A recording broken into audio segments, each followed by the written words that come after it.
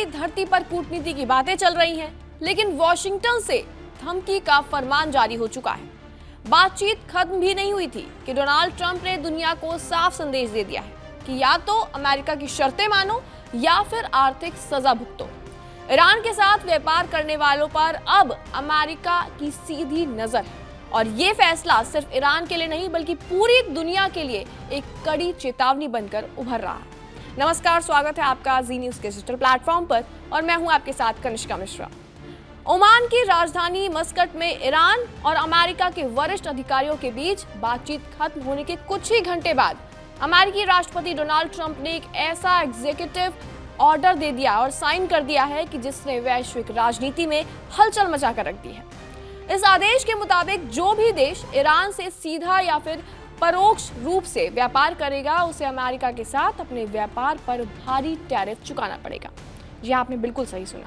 हालांकि आदेश में टैरिफ की सटीक दर नहीं लिखी गई है, लेकिन 25% टैरिफ का उदाहरण देकर ट्रंप प्रशासन ने इरादे बिल्कुल साफ कर दिए हैं। मतलब साफ है कि ईरान से तेल लिया, ईरान से सामान खरीदा या फिर किसी भी तरह की सेवा ली तो अमेरिका जवाबी वार कर सकता है।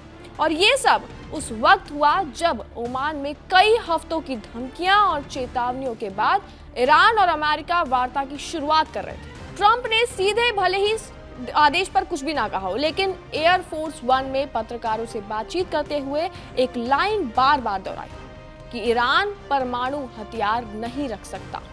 आपको याद दिला दें हम कि इसी साल जनवरी में ट्रंप पहले ही ट्रुथ सोशल पर ऐलान कर चुके थे कि जो भी देश ईरान से व्यापार करेगा उसे अमेरिका के साथ अपने हर व्यापार पर 25% टैरिफ देना होगा। अब व्हाइट हाउस कह रहा है कि ये आदेश ईरान के खिलाफ राष्ट्रीय आपात स्थिति की फिर से एक पुष्टि है और हालात बदले तो राष्ट्रपति इसे और भी सख्त कर सकते हैं। साथ ही हम आपको बता दें कि अमेरिका का आरोप है कि ईरान परमाणु हथियार हासिल करने की कोशिश कर रहा है, आतंकवाद को समर्थन दे रहा है, बैलिस्टिक मिसाइल बना रहा है और पूरे मध्य पूर्व यानी कि मिडिल ईस्ट को अस्थिर करने में लगा हुआ है। लेकिन ईरान इन सभी आरोपों को सिरे से खारिज करता रहा है और तो और कहता है कि उसका परमाणु कार्यक्रम पूरी तरह शांतिपूर्ण है। हालांकि आपको बता दें कि ओमान में हुई बातचीत का नेतृत्व ईरान की ओर से विदेशी मंत्री अब्बास अरागची कर रहे थे और अमेरिका की ओर से विशेष दूत स्टीव विटकॉफ ने किया हुआ था। ट्रंप के दामाद जेरेड कुशनर ने भी मौजूद वहां पे थे।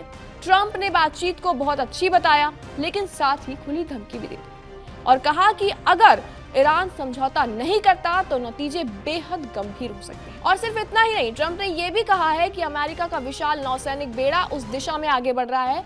मध्य पूर्व में अमेरिकी सैन्य मौजूदगी पहले से कहीं ज्यादा बढ़ चुकी है। पिछले महीने ईरान में सरकार विरोधी प्रदर्शनों के बाद ट्रंप ने विशाल सैन्य बेड़ा भेजने का ऐलान कर दिया था। मानवाधिकार संगठनों का दावा है कि हिंसा में हजारों लोग मारे गए, लेकिन इंटरनेट बंद होने की वजह से असली तस्वीर जो थी वो साफ नहीं हो पाई, धुंधली रही। और आज हालात ऐसे हैं कि एक तरफ बातचीत चल रही है तो दूसरी तरफ युद्ध की धमकी भी गूंज रही है। दुनिया एक बार फिर से उसी मोड़ पर आकर खड़ी हो चुकी है जहां एक गलत फैसला पूरे मिडिल ईस्ट को आग की लपटों में झोंक सकता है। अब सवाल सिर्फ ईरान अमेरिका का नहीं रहा, सवाल अब मिडिल ईस्ट का रहा है। क्या अमेरिका ताकत के दम पर दुनिया को अपनी शर्तों पर झुका पाएगा? अगले हफ्ते होने वाली बैठक इस टकराव की दिशा तय करेगी, लेकिन फिलहाल इतना तो तय है कि तनाव अपने चरम पर है और चुप्पी तूफान से पहले की है।